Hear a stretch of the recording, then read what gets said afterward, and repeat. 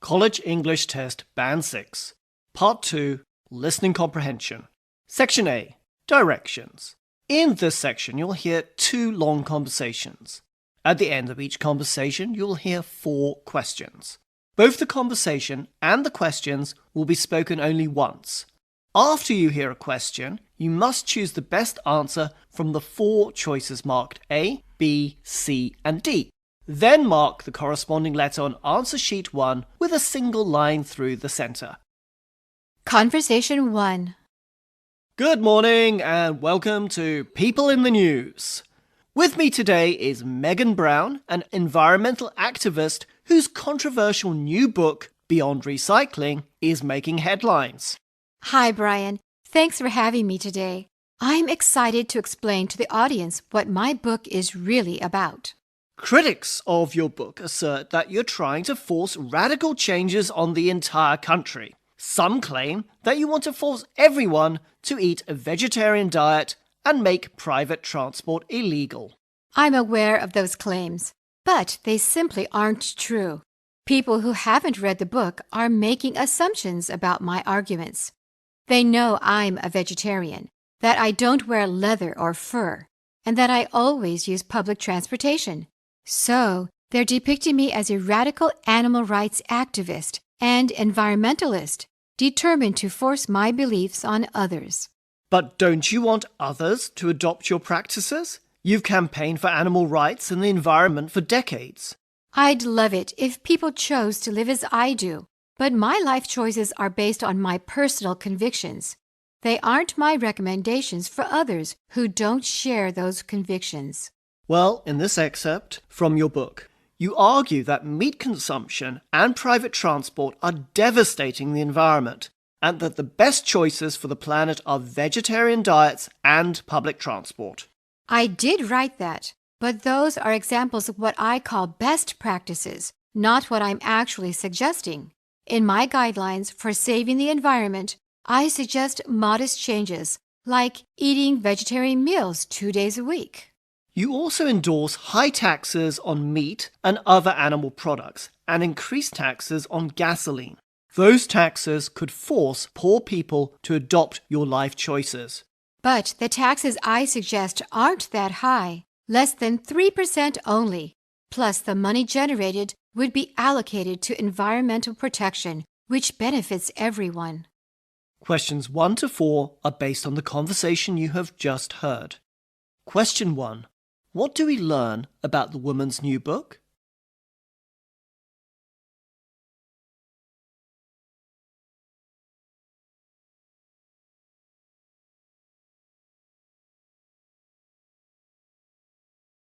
Question 2. What do some critics say about the author of the book?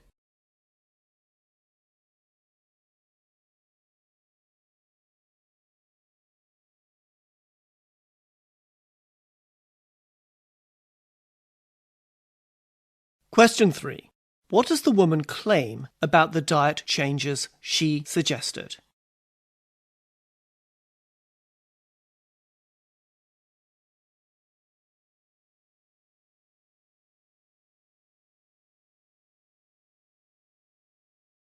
Question 4. What does the woman say about her suggested tax increase?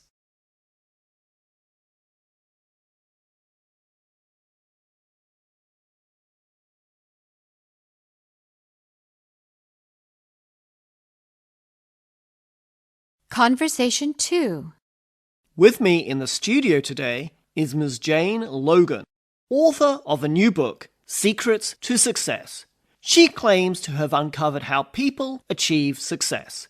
So, Ms. Logan, in your book, you claim that successful people have many things in common. For instance, they know their strengths when pursuing a goal. That's right. They also tend to be motivated by a negative or positive life event. They credit their success to having someone in their life who believes in them. You also write that there are a number of different factors related to success, and while successful people are driven to achieve their goals, the ultra-successful have even greater ambition. Yes, greater ambition, as well as a burning desire to be the best of the best. is also a common characteristic. Right. So those who are determined don't see obstacles as something that prevents success, but mere inconveniences that need to be overcome. Absolutely. Successful people are also optimistic, as it is important to stay positive while being aware of obstacles that can deter us from achieving our goals. That's a good point. All too often, people give up at the first hurdle. Would you say then that most successful people make it all by themselves? Not exactly. They are usually good at cooperating with people and understanding the needs of others. So people will be willing to help them, I guess. That's correct. And this often leads to a great deal of mutual respect, whether it's with a colleague, an assistant, or even a receptionist. Most successful people I know are very passionate about their work. Would you say that passion is the single biggest key to success? Not entirely. There's a prerequisite. That is, you have to work in an environment that nurtures passion. If that exists, success will follow. Questions 5 to 8 are based on the conversation you have just heard. Question 5. What has the woman revealed in her book?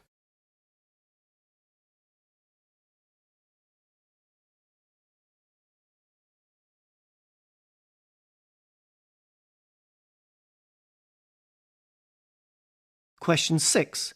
What do successful people attribute their achievements to?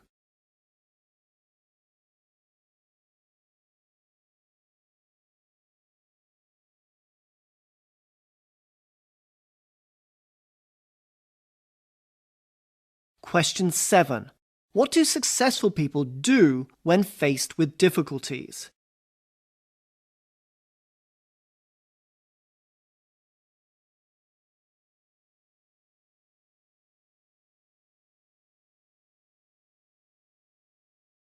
Question 8. What is one prerequisite for passionate work according to the woman?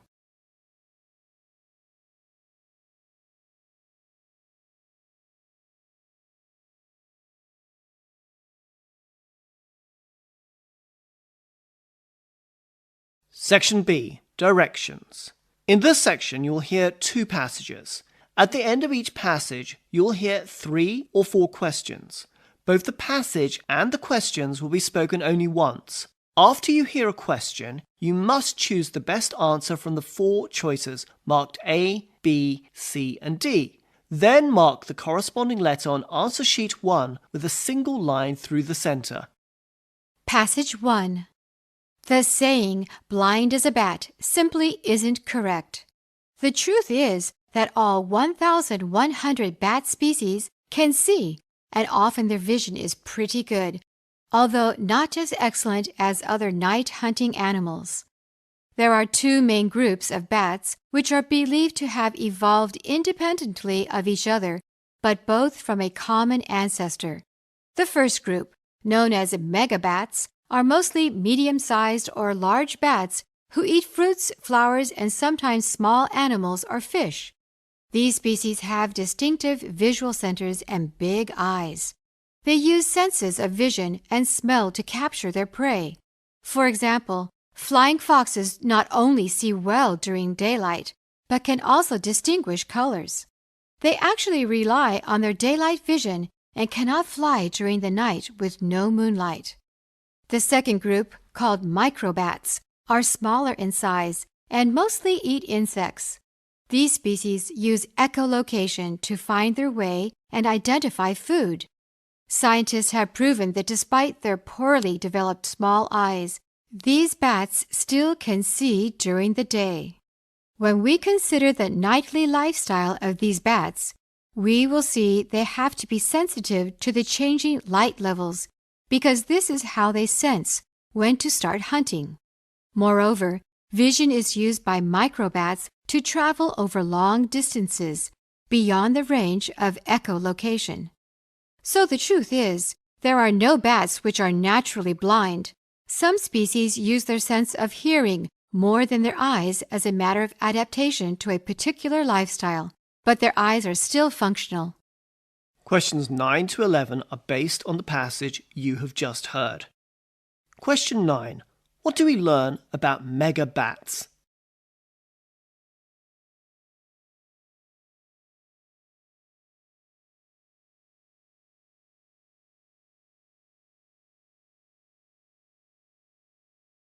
Question 10. How do microbats find their way and identify food?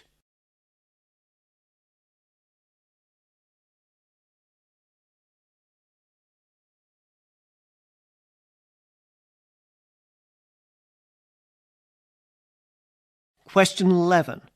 Why do some species of bats use their sense of hearing more than their eyes?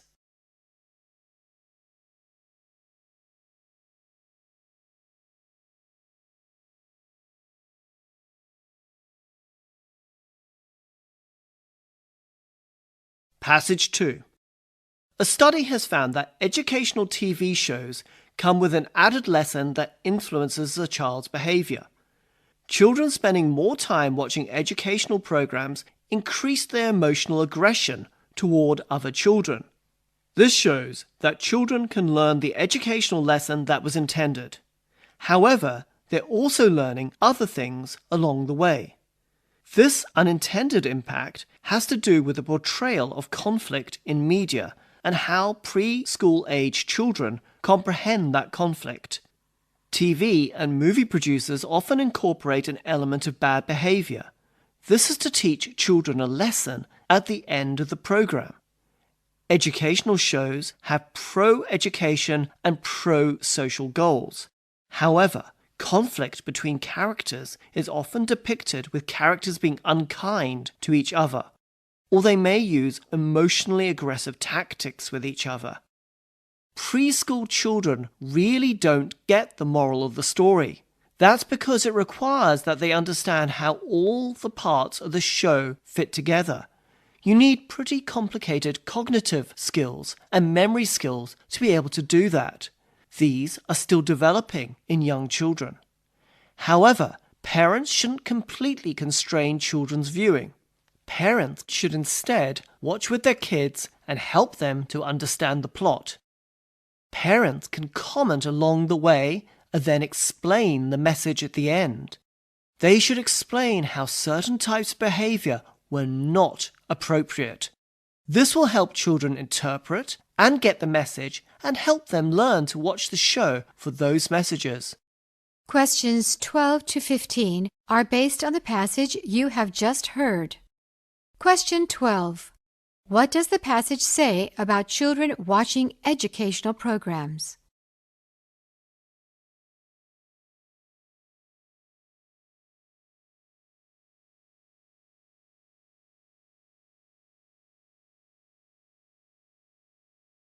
Question 13. Why can't preschool children get the moral conveyed in the TV programs?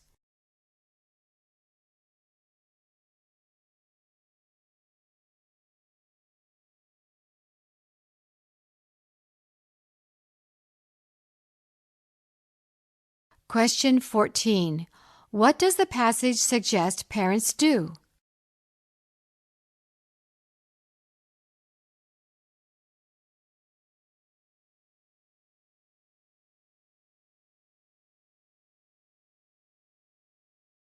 Question 15.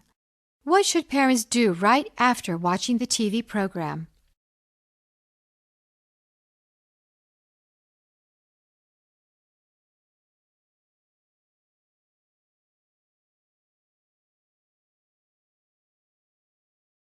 Section C. Directions. In this section, you'll hear 3 recordings of lectures or talks followed by 3 or 4 questions. The recordings will be played only once. After you hear a question, you must choose the best answer from the 4 choices, marked A, B, C, and D. Then mark the corresponding letter on answer sheet 1 with a single line through the center. Recording 1. While it has long been a practice in Asian countries, many people in Western countries have yet to embrace the no shoes in the house rule. For many in those countries, wiping their shoes before going inside is regarded as sufficient. After all, they may think, a little dirt doesn't hurt anyone. But I can give you several good reasons why people should remove their shoes before going inside their homes. Bacteria are everywhere. They collect on your shoes when you walk along sidewalks, public toilet floors, and even office carpets. In one study conducted at an American university, researchers collected microscopic germs from footwear. They found that up to 421,000 units of bacteria can collect on the outside of a single shoe. And it only takes a little bit of dirt to damage your timber floors. The more dirt you track in, the more it scratches and the more often you have to clean. The extra scrubbing will harm your floors over time. Shoes can also leave marks and scratches on floors, especially high heels or shoes with pointy or hard parts. These can dent and scratch your floor. And if you live in an apartment building, removing your noisy shoes is the polite thing to do out of consideration for your downstairs neighbors. Walking around with bare feet is actually better for your feet. It strengthens the muscles in your feet. Though many people are accustomed to wearing shoes during all their waking hours, the more time you spend wearing shoes, the more likely you are to incur foot injuries as a result. And if people aren't yet convinced by my arguments, I can give one final reason. The dust and toxic chemicals you bring into your house via your shoes can deteriorate the air quality in your home. Toxic chemicals are everywhere in our lives. Insect-killing chemicals used on public grass areas, cleaning chemicals on the floors of public areas. By kicking off your shoes before you enter the home, you are denying entry to these harmful chemicals. Given the amount of time we spend in classrooms and the number of shoes that pass through them every day, you may well understand me if I were to propose a no shoes in the classroom rule. Questions 16 to 18 are based on the recording you have just heard. Question 16. Why don't many Westerners take off shoes before entering a house?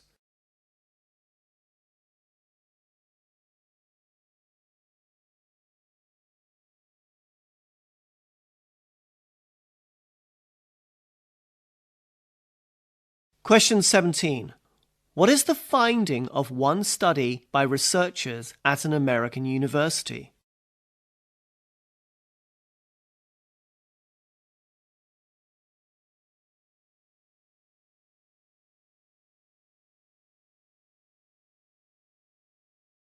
Question 18.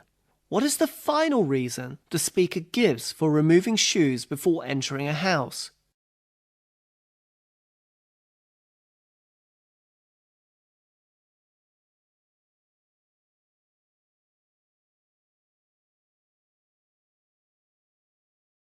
Recording 2. Emotions are an essential and inseparable part of our consciousness. They are part of a built-in mechanism which allows us to cope with the ups and downs of our lives both physically and mentally. When we hide our emotions and our true feelings, we stop being genuine, spontaneous, and authentic in our relationships. When we put on cultivated and polished faces in the company of others, we stop being true to ourselves. Socially, it may be a good tactic to hide our true emotions, but morally, it is also a breach of faith and trust. Although humans are more advanced and intelligent, animals are more genuine and authentic in their behavior and responses than human beings. The more educated we are, the less transparent and reliable we become. We are drawn to our pets because pets do not lie.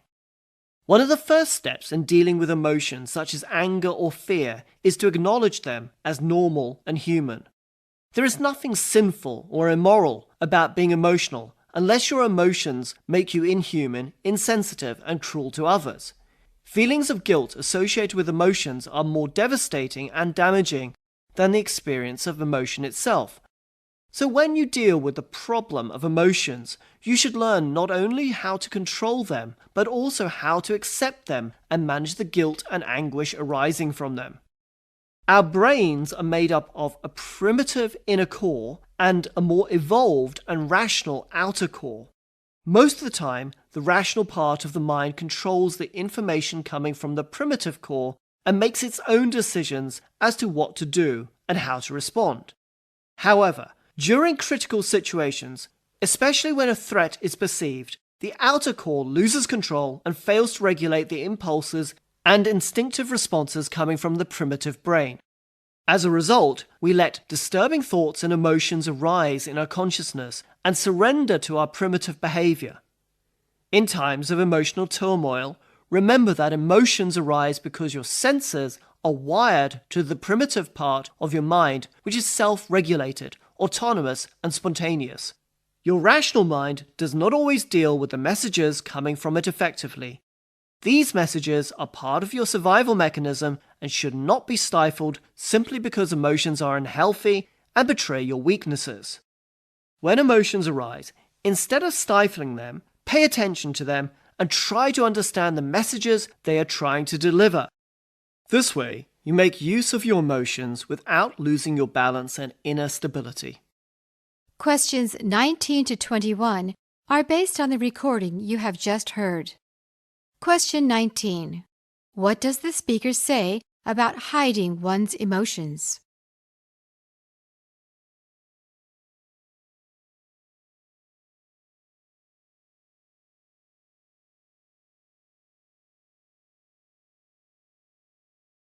Question 20. What should we do first in dealing with emotions?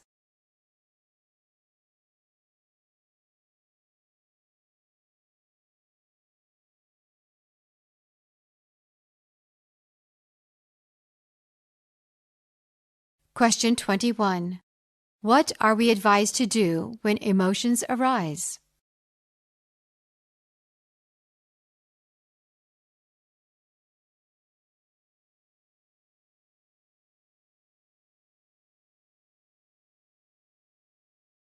Recording 3. Good morning, class. My topic today is how to feed a hungry world. The world's population is expected to grow from 6.8 billion today to 9.1 billion by 2050. Meanwhile, the world's population more than doubled from 3 billion between 1961 and 2007. Simultaneously, food production has been constrained by a lack of scientific research. Still, the task of feeding the world's population in 2050 seems easily possible. What is needed is a second green revolution. This is an approach that is described as the sustainable growth of global agriculture. Such a revolution will require a wholesale shift of priorities in agricultural research. There is an urgent need for new crop varieties.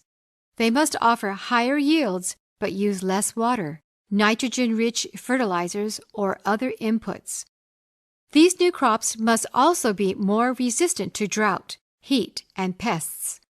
Equally crucial is lower-tech research into basics such as crop rotation and mixed farming of animals and plants on small farms.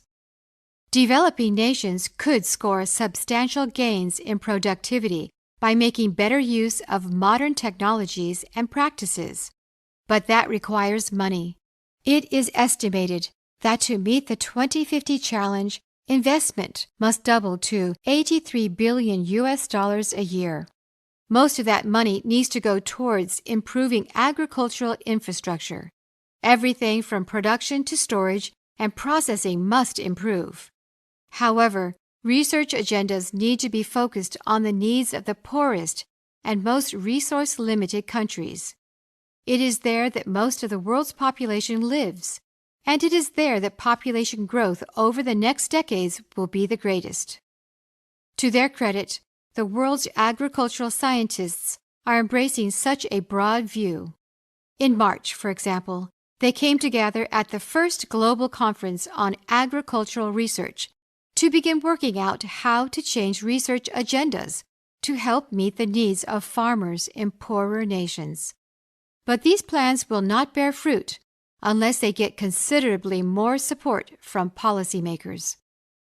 The growth in public agricultural research spending peaked in the 1970s, and has been shrinking ever since. The big exception is China, where spending has far surpassed other countries over the past decade.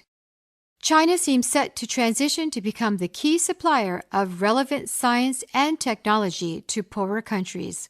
But developed countries have a humanitarian responsibility, too. Calls by scientists for large increases in the appropriation of funds for public spending on agricultural research are more than justified. Questions 22 to 25 are based on the recording you have just heard. Question 22. What is an urgent need for feeding the world's population in 2050, according to the speaker?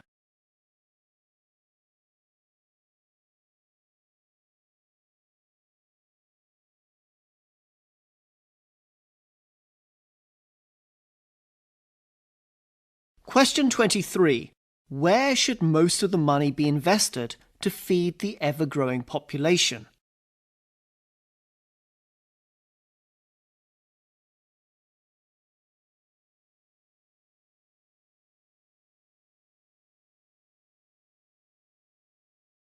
Question 24.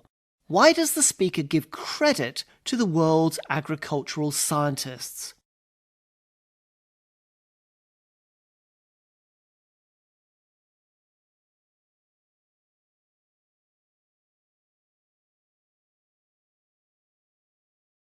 Question 25. What makes China exceptional in comparison with the rest of the world?